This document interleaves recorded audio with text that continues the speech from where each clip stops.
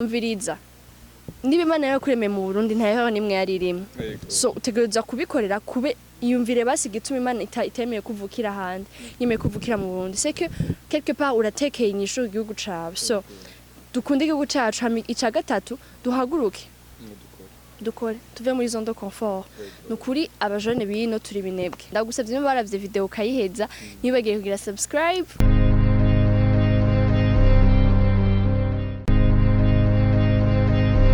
Hello guys, muraho murakomeye ni Flanik ensemble ya microphone za Burundi Flex TV hama j'espère que vous allez bien nanje ho ndashima nabo turi kumwe nabo hama abatameze neza nabo nizere ko muri yorohereza kuko ubuzima ariko bumeze mukomeze kwihangana muno musinagira amahirwe kandi yo guhura n'umwe mu ba Miss yagiye go participer muri Miss Burundi hama atani kibanza gishimishije ndakwakiriye kuri microphone za Burundi Flex TV. Mahoro. D'abord merci beaucoup kwanza kubundi butumire ushoboye kwitaba. Merci cyane nawe. Okay. Twakaki kandi kuri microphone za Burundi Flex TV ndetse n'imbere y'abakunzi ba Burundi Flex TV kugira ngo kumbure tuganire byinshi mu byo muri Miss mbega tugitangura witwa gute? Nitwa Dative Uwimana. Tukamujyango abana bangahe? Mvuka mujyango abana batanu ndi wa kane. Usa n'umuhererezi. Yeah. Ndashaka kumenya kwanza kugira ngo Miss Burundi bagituma ko abantu bashaka kuja kwitoza we byakujemo gute wimvire mbega bya bisanzwe bikurimo kuva kera byari bimeze gute? Yego byari bisanzwe bindimwo ko ntiryari rya mbere ngiye muri 2018 nari naragiye mugabo ntivyashoboye kubandanya byahavuye bihagarara so byari bindi ku mutima kuva kera. Umuntu wese yagiye kwitoza canke yagiye mwirukana ka muri competition bavuga ati cyo nkene kiriya kibanza mbega umunsi wa proclamation utumvise ko ari ubaye Miss Burundi uragizwe habugende tugiye gute? Oya nta nakimwe en fait nyene twese tugenda dushaka kuba Miss Burundi donc niyo bari aim y'umukobwa wese aja kwiyandikisha mugabo ubuvuga ati je nzotanga ivyo wanje vya mbere bishoboka I will give my best ko babivuga hama nico gituma abari jury izotrancha uwo ibona abibereye muri ako kanya niwe bazobiha so même si twese tubikeneye ntibisoka ko utamubaye donc numva tuba turi bien préparé kuva mu bootcamp ububiza ati ndashobora canke ndashaka kumuba canke sindamubi kandi kiri important no kumenya guprofita ukajya wararonse d'abord ko kuba accepter mugabo kandi ugakoresha kuko ni opportunité nini deje nzugera mu finaliste n'ikintu kinini so ikiri important no kumenya ukuntu ukoresha aho uba warageze. Yeah. Okay, bon ugitangura ucumvira kandi kuja muri 2020 ukumva 2018 waragiye mugabo ntibyakunda ko bishobora kubandanya mugabo 2020 ugusura kandi kuja muhira kwanza babyifashemo gute mama papa abo muvukana intege donc bashoboye gutera canke baguciye intege? Oya ntibanciye intege abavyeyi banje banashigikira gose bose barashigikira muhira no ils étaient ni bon kenda nta kibazo. Okay, umunsi wakona kuri television uriko exposa imigambi yawe uriko uravuga ngo ushaka kugenda usuye gusubira muhira byagenze gute mama? D'abord twari bari baje muri finale donc niyo bari ntibabonye kuri television ntibabonye kuri television babonye live. Okay, ndashaka kumenya ubuzima bwe muri bootcamp ingere mwari mubayeho. Muri bootcamp c'était l'une des expériences zambere ziryoshe twe tubayeho neza vraiment badufashe neza organisation yabiteguye badutreta comme abarene twafungura neza twajya ahantu heza twari dufise ama activité dukora meza mugabo yari experience nziza mu buryo d'abord wariga kubana n'abandi kuko ntiwirarana wumva ugasanga nk'umuntu ntimumenyeranye mugabo murabanye kandi ego urumva ukiga nyine kubana n'abandi tukagira amasorti tugasohoka tukaririmba turiko turataha turi mu miduga tukagira amaséance yo kwicara mwese agapresenta talent yiwe hari abadutwenza urumva c'était une bonne expérience bari nk'abakomeze n'abati urafise impano vraiment. Umuntu yagize akantu karagutwenza expose talent yiwe aragutwenza nini? Leicester she's funny aratwenza so yarakinye théâtre afise inda twarapfuye no gutwenga vraiment. Okay, hama ukenshi hariho umuntu usanga atabamenyereye fata nko kuba muri interna mugabo ya twafata nko muri interna kuko nta mama muri kumwe nta ndema muri kumwe mbega ntibashizwe kumbura mama wawe? Bon, je ntivyari cane ko deja ndakunda kugenda nkagenda nkamara une 2 semaines. Donc quoi ko vyari une semaine of course urabakumbura muhira. Mugabo ntivyari cane. apart yo kwitwa Miss kuko sindavuga ko ico bagutoreye ico wabaye onize talent status sanzwe ufise wewe Talent zitatu. Ndaririmba. Ndatamba ikirundi danse traditionnelle. Iyindi talent ndavuze piano mugabo ntibisi vyahatari ni je ntabidevelopa cane mugabo mbona umengo ndafise potentiel hamwe co bikintu nofatira kanya vraiment co cool. Ikintu wakoze kera ukiri mutoya uvuga ati byane abana bakiniramo uraza bakobwa cyane cyane barakina horo barasimba imigozi baragira iki w'ikintu wakiniyemo cyane cyari giki je narakina gose ko d'abord ndumwana wo mwisite nakuriye mwisite munyakabiga mwijabe so bari hajya turakina ntitwibanira ntibari byande mwaraguma mu nzu wapi twarasohoka ibintu byose narabikina football narayikinye urumva twaragenda no mu ntangwa ndavyibuka ke abana mwisite vraiment turakina gose nta kintu nakimwe mba ibibariko ibitepe niko twavyita bira by'abantu tugateka imigozi ama elastique ibintu byinshi vraiment inkino z'abana vraiment bakiri abana bo ngo murambona ngo ntibakina na football ntibagikina ngo ajemi bakire y'amabuye shatwe twarakina vraiment mutaho wumva usa n'ivumba hano hose ikintu woba wibuka ko warakoze kera ukiri muto bavuga ati wow ndacibutisha ndagikumbura ikintu mpora nkumbura gukora nakora kera nibikigabasha kera en fait je ndakunda abana rero kera nabafise abana twaba turi kumwe cyane baba bebe ubu rero ndabikumbura na antwa umwanya wanje munini nkiri muto nagumana n'abana batoya ariko ubunye ntibinkundira ariko uzo niki bebe mugabo nufise umwanya ukwiriye kumarana nacu so ivyo ndabikumbura boneka kumwe usanga nk'uhaje nk'umushitsi kubaramutsa muhira afise nk'umubebe wa usanga ariko nagenda sha tuzereye kuco bagutoreye muri Miss bagutoreye kuba Miss Popularity donc Miss Populaire ikintu we baza ko cyane cyane birengeye kwanza kwitwa kumva ko ari abantu benshi baba baragutoye canke iki ni kiye kintu ikintu kigize uvuga ko cutuma warabaye Miss Popularity usumbije abandi Miss Populaire nta kindi baraba gusa amavote y'abantu nta kindi baraba okay bon ndashaka rero utubwire umugambo wa exposure kuko hari abantu batoshobora barashoboye kuba bo umenya cyangwa kuwumva ariko n'umunsi kuri Burundi Flexitive akaba bagomba kuwukurikirana ndetse no kuvuga ati wow wamukubwira afite umugambi umeze uko ubonye okay merci kuri ico kibazo hamaje umugambi wanje wari wo uragiye kuvuga mu kirundi kwa ko kirundi hari amajambo amwe atabaho mugabo n'umugambi wa promotion ya ecotourisme mu Burundi cyane mu gwaruka rw'u Burundi ecotourisme ça veut dire quoi eco d'abord ni écologie ni kintu cyose kijanye n'ibidukikije environnement hama tourisme ni ibintu by'ubukirarugendo en général tourisme muri rusange tourisme ira consomme environnement novuga mu bintu bikorwa muri tourisme byinshi bironona environnement rero mugabo hariho uburyo bwo gukora iyo tourisme en même temps ukingira ibidukikije so yari uwo mugambi wanje mugabo mvuze tourisme harimwo d'abord ubutunzi bw'igihugu géographiquement ibintu dufise amalake amapark n'ibindi harimo culture y'u Burundi akaranga harimo kandi na histoire kahise ku Burundi ivyo ni ibintu byose bishobora kugira tourisme bishobora gukwega n'abandi kandi bishobora kudupermettre nk'abarundi kudandaza image canke ishusho y'igihugu cacu so ni muri angle amaprojet anje constitué n'ama activité menshi cyane y'abana bakiri bato kuko twege nka jewe birashobora kumbabaza ushaka kuvuga iminota n'abariko baranyumviza ushaka kuvuga iminota 2 ntavuze igifa nibinkunde nko mvuga ikirundi kubera ukuntu dukura ikibano dukuriramo nikidupermeta kumenya ikirundi neza so ivyo rero nitwabibandanya tuzogera hano dute akaranga kacu dute ubuntu bwacu novuga so na activité menshi agarura abana bakiri bato kuba proud kuryohererwa kuba ari abarundi voilà bakunde kahise kabo bakunde akaranga kabo bakunde n'igihugu cabo urumva so voilà harimo ama activité y'ubwoko bwinshi muri make yari yo projet yanje iyo niyo yari projet yawe mugabo hari umuntu adashobora kumva exactement mbega ivyo bintu tubwiye vyari gukorwa gute canke bizokorwa gute kumbure urashobora kumusigura ati bizokorwa ukunya kumbure kuja gutembera ama park canke ama lake tukaja kuyatemberamwo bimeze gute so d'abord sinavuga ngo uzokugwa gute ahubwo novuga uri gukugwa gute kuko ni ikintu ndiko ndakora kandi natangiye gukora n'imbere yuko nja muri Miss Burundi so harimo par exemple nko kuorganiza amatour y'u Burundi amatour nyene kuja kuvisita amalieu touristique y'u Burundi donc tukagenda iyo tugiye harimo ikintu turafata amafoto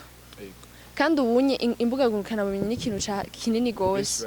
benshi n'amahanga hari abantu benshi bagenda baratangara kuva ngo hani mu Burundi ngo ni hehe harabaho urumva ugasanga ahantu ntaho bazi carrément hari ahantu hariho urumva kandi heza umuntu ashobora kuja kuruhukira akanaryoherwa kumva ko ari waba ahantu heza hasa gutya voilà donc harimo d'abord organiser ayo matour hama no gukoresha cyane imbuga ngurukana bumenyi pour vendre l'image y'igihugu peut-être no mu makungu harimo gutegura ama événements culturels et historiques nka événement yitwa Karadiridimba yabaye nayikoze l'année passée kandi no ndiko ndayitegura muri vacances abaye événement y'abana aho biga kuri culture na histoire vy'u Burundi hakaba naga compétition bakaganya n'ama prix binashobotse bakavisita quelques endroits mugabo ntitubajana kure mugabo ahanini ni kugira ngo abana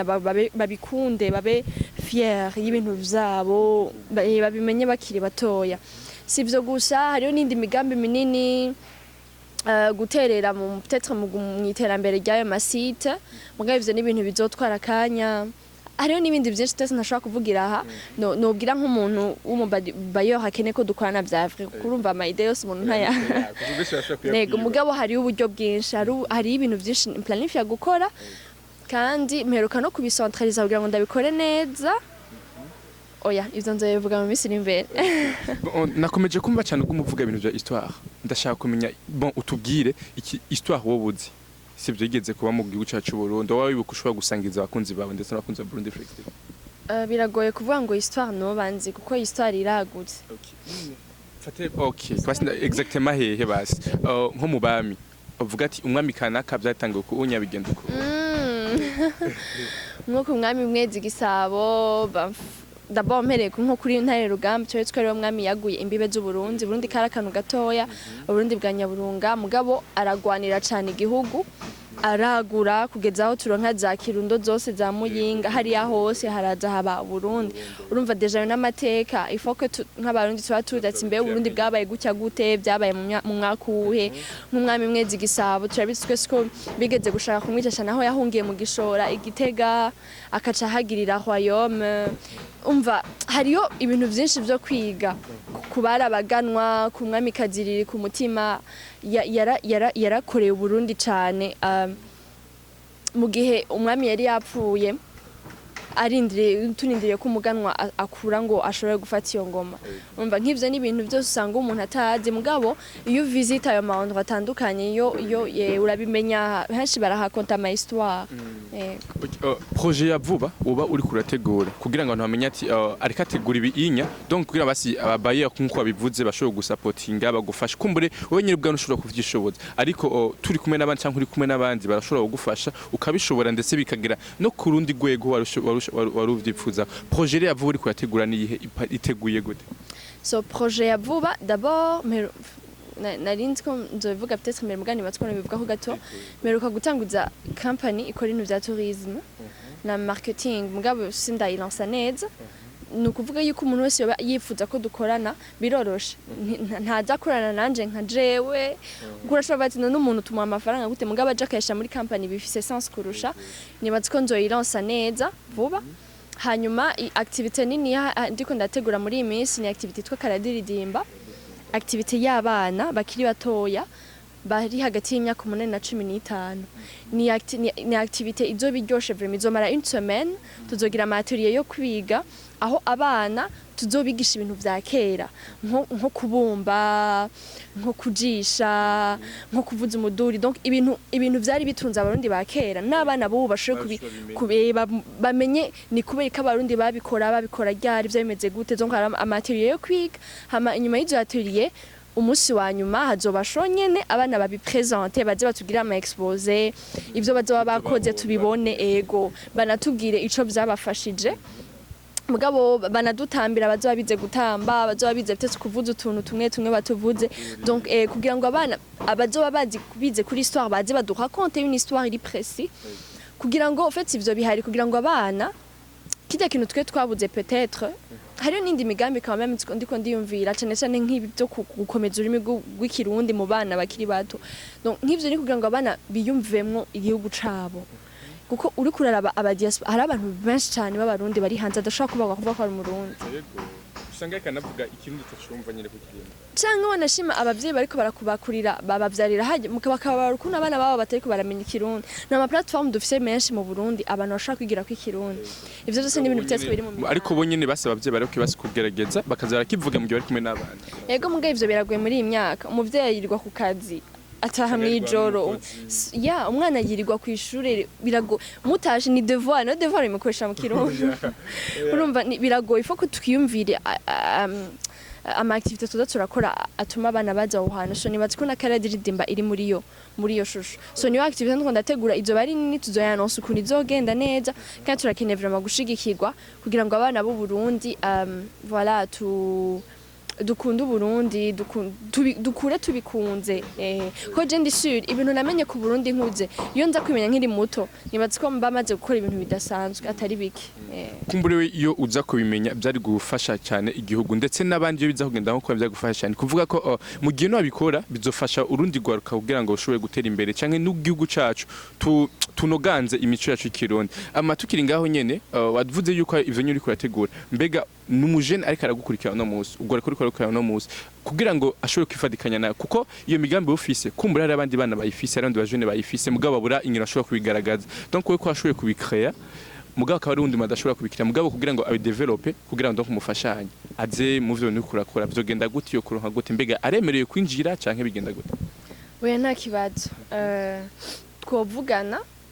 je ndi active cyane kuri Instagram unyatika kuri Facebook vraiment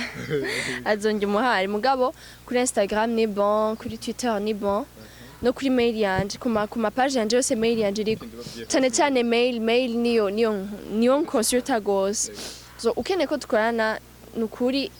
reach out mvugisha nyandikira message umbwire exactement hari abantu benshi tuko turakorana twahuye muri ubwo buryo je vraiment ndavaloriza ikintu nk'ico mugabo kuri Facebook oya bikonekta kangahe kuri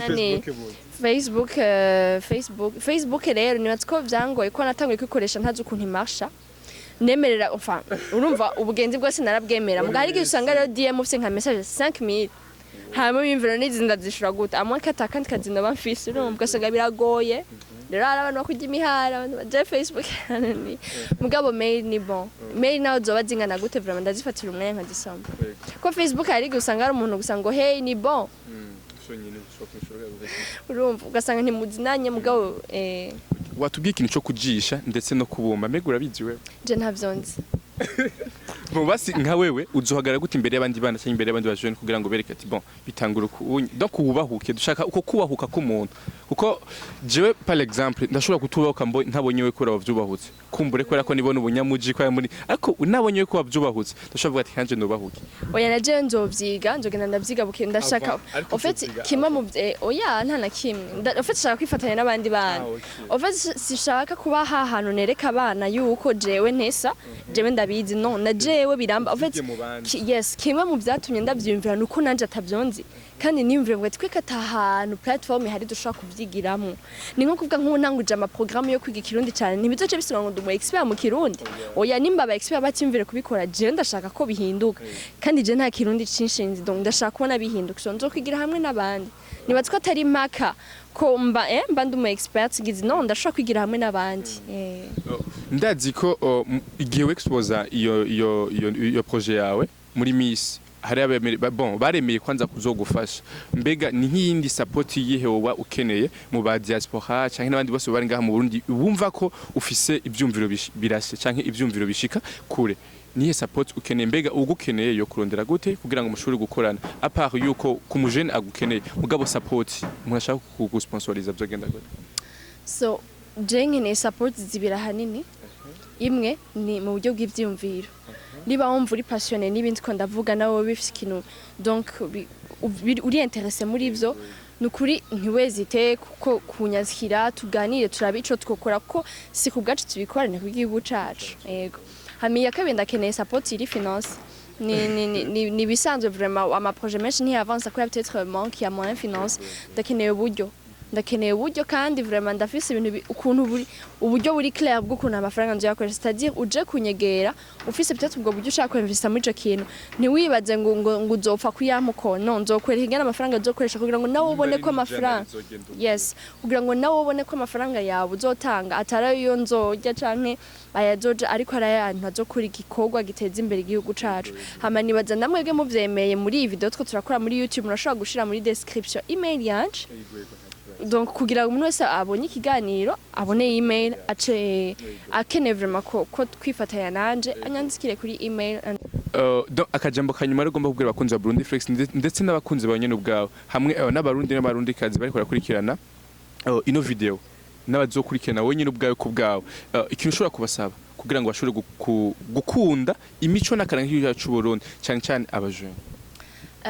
Ico numva nababwira nibatse ko mfise message zitatu kuri bo. Ya mbere no gushimira cyane umuntu wese azi ko yashigikiye yantoye. Hari abantu benshi cyane bashigikiye ntazi bamwe ndabaza abandi ntabonzi. Ni kuri sifise ikintu na kimwe nzokoraga ngo ndabashimire mugabo je serai toujours reconnaissante kandi ndazi ko ico nduye munsi ni Imana ikoze bikicishije muri mwebwe. Iyo mutavyemera sinari kukiba. So merci beaucoup ku muntu wese azi ko yashigikiye. Hama ikindi cyakari numva nababwira ni kuri turakwiye gukunda igihugu cacu n'ivy'iwacu. Aho isi igeze ubu vyose ni about branding. Utazi ku branding ikintu cawe nta numwe azofa kimenya. So tutegerezwa kwiga gukunda igihugu cacu tukige ku ki branding. Biratuma peut-être n'abandi bantu bimvira kuza ku investissa mu gihugu cacu. Niko bimeze ntushobora kuvuga ngo ushaka gutera imbere wenyene urakeneye abandi ba investisseurs baza urakeneye muvuma mu gihugu cawe. Urumva so ivyo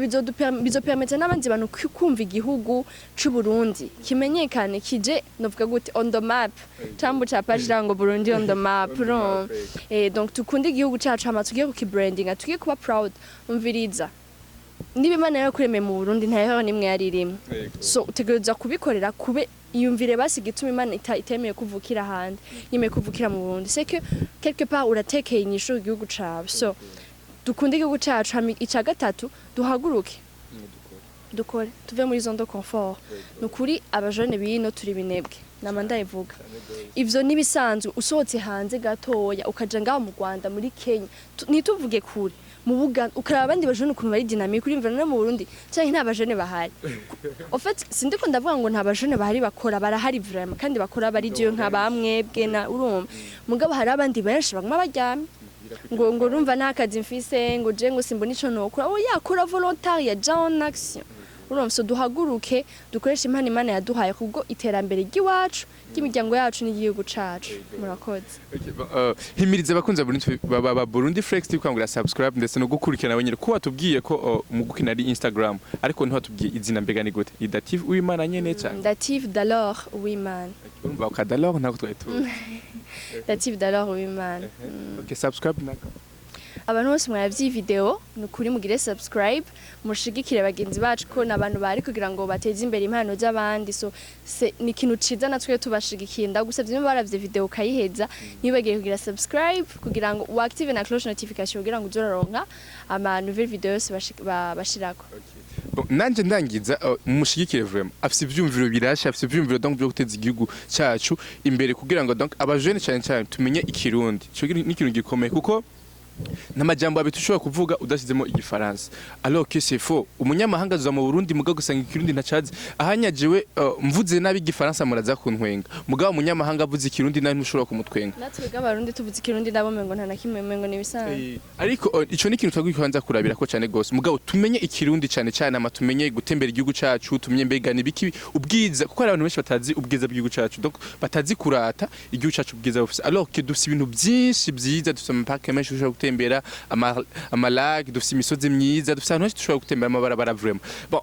umushigikire nawe yababwiye Instagram yababwiye email yababwiye ahantu hose mushobora kumukura vraiment umushigikire kugira ngo turaye ko dushobora gutera imbere